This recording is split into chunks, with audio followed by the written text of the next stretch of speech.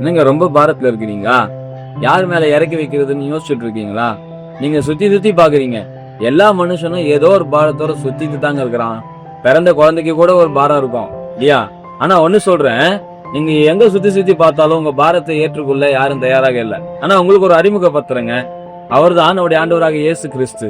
வேதத்துல சொல்லப்பட்டிருக்கிறது, கர்த்தர் மேல் உன் பாரத்தை வைத்து விடு, அவர் உன்னை ஆதரிப்பார். நீதிமான் ஒருபோதும் தள்ளாட விட மாட்டார். ஒரு அப்பா கிட்ட சொல்றது போல, அப்பா இந்த பாரம் எல்லாம் தாங்க முடியல, இந்த பிரச்சனை எல்லாம் தாங்க முடியல, உரிமையா நீங்க உங்க அம்மா அப்பாட்ட பேசுவீங்க தானே?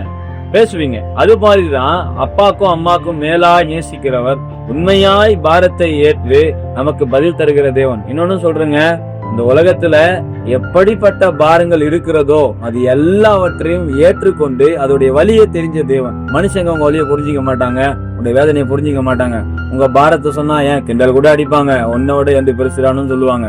ஆனா ஒண்ணு சொல்றேன், நீங்க ஏசப்பாட்ட வந்தீங்கன்னா உங்களை குற்றப்படுத்த மாட்டார், குறை சொல்ல மாட்டார். உங்க பாரத்தை தன்மேல் ஏற்றுக்கொண்டு உங்களுக்கு இளைப்பாறுதல் தருகிற தேவனா இருக்கிறார். நீங்க தொடர்ந்து தைரியமா இருங்க, கவலைப்படாதீங்க. God bless you.